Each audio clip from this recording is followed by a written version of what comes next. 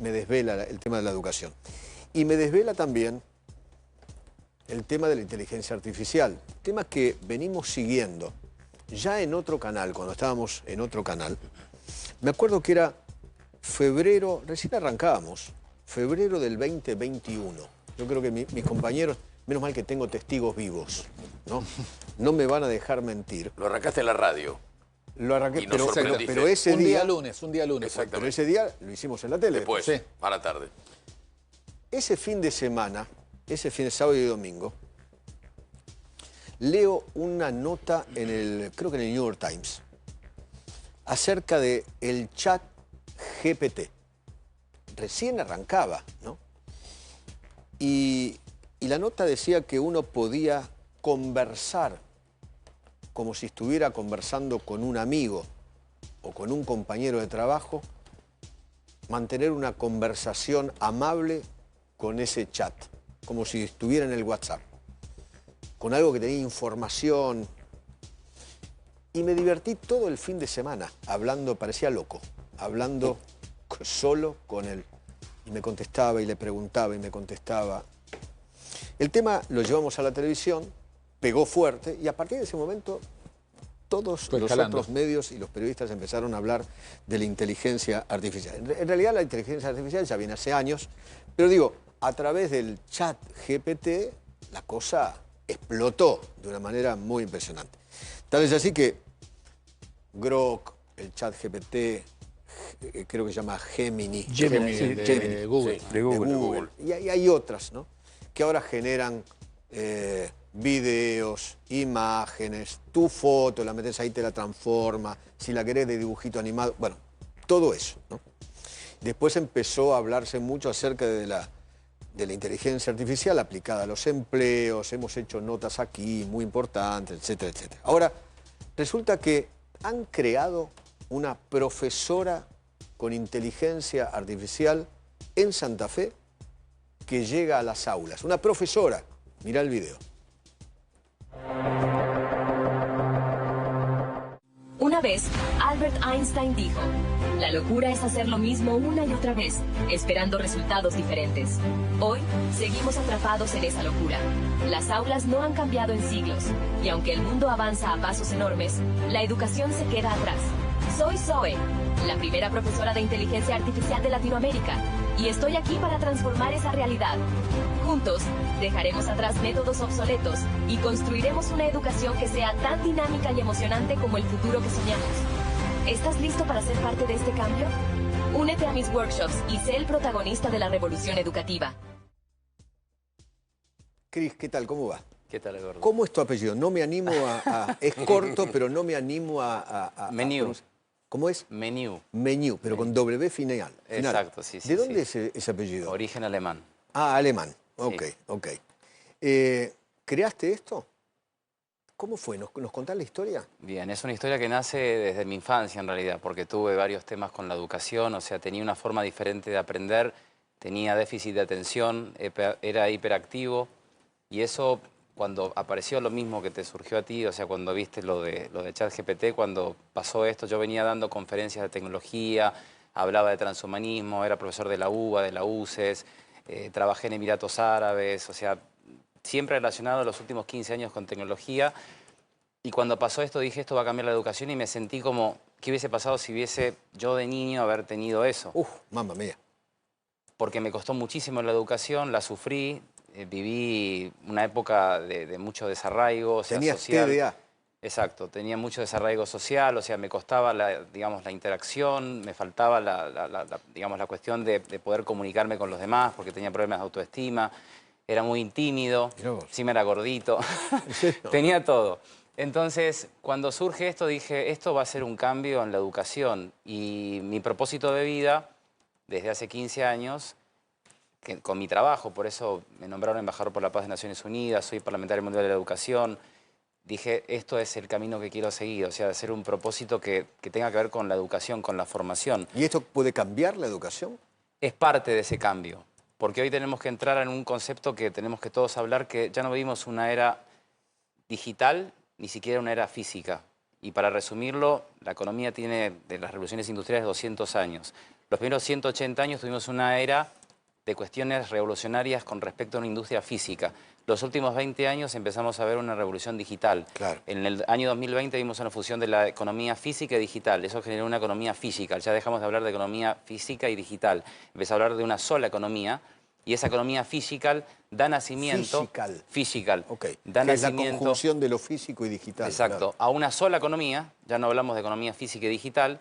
Y ahora con la inteligencia artificial generativa, interactiva, multimodal, estamos hablando de una inteligencia artificial que va a dar posibilidad que podamos hablar de una era sintética. Y la era sintética va a traer un montón de desafíos porque veníamos de una era de la posverdad, ahora entramos a una era de la posrealidad, donde la inteligencia artificial, para el uso que se le debe de dar, va a aumentar nuestra inteligencia, nos va a permitir aumentar el IQ, es decir, hay que hablar ya de la inteligencia artificial humana, no de la inteligencia artificial y la inteligencia humana.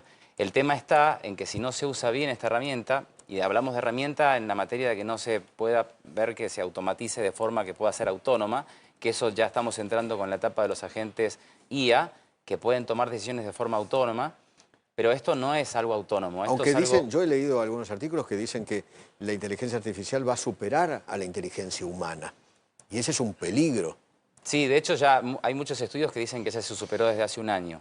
Y los últimos Que va a haber una informes... superinteligencia artificial. Sí, sí, que es la evolución. O sea, primero teníamos una inteligencia artificial langosta, después una inteligencia artificial general, que es donde estamos ahora, en ese pasito, que es máximo 2017-2028.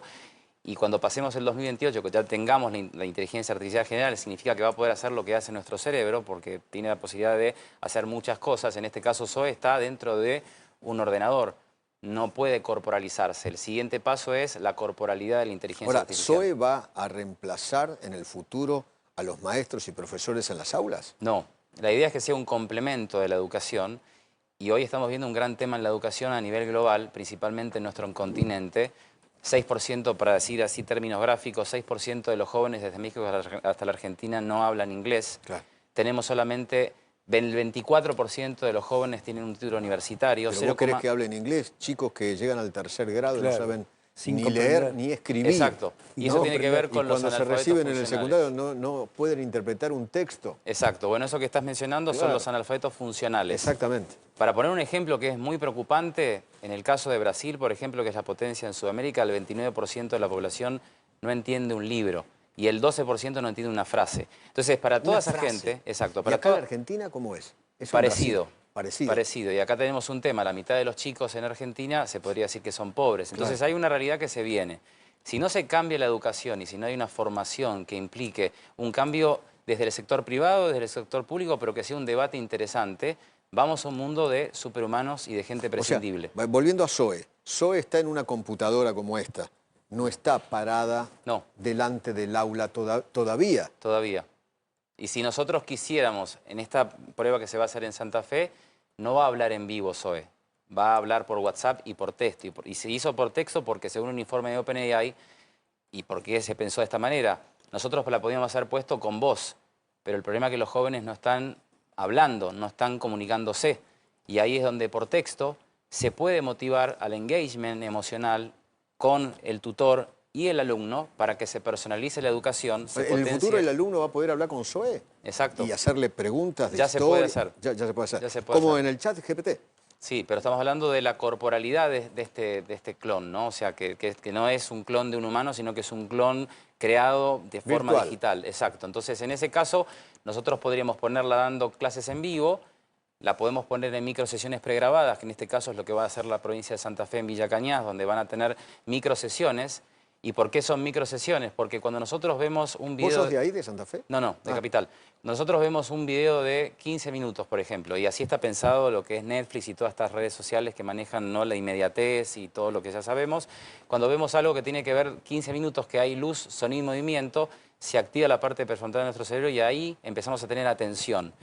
Y en este tema es importante mencionar esto porque son 15 minutos que voy a tener un contenido que en realidad no importa tanto el contenido. Lo que importa es que yo pueda ir al WhatsApp y ahí es donde viene la magia, porque voy a personalizar el aprendizaje, porque me va a reconocer por WhatsApp que soy Cris y me va a decir, hola Cris, y voy a empezar a hablar.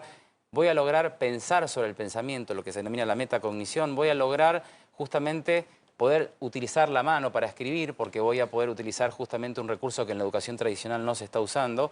Y finalmente, un punto que no es menor es, voy a poder personalizar lo que yo quiero con ese conocimiento que me están dando. Entonces, en este caso, estos chicos de Santa Fe que van a aprender sobre marketing con IA, que se decidió que sea esa capacitación, porque el próximo año más del 90% de lo que veamos en Internet va a ser creado con IA, y eso va a implicar... El 90%. Exacto, y eso lo dice Mark Zuckerberg, que todos nos preparemos a tener amigos virtuales, que van a ser personas que no existen y que van a ser como Zoe, pero que bueno, esto por la falta de interacción y el gran problema que tenemos a nivel mundial de la soledad. Cada Por 6 último, personas... y respuesta corta, Sí. ¿Esto que estamos viviendo es más fuerte que la revolución industrial? Es un impacto que va a cambiar no solamente la forma, y eso lo decía el Foro Económico Mundial en el 2016 cuando hablaba de que era la fusión de lo físico, digital y lo biológico. Sí.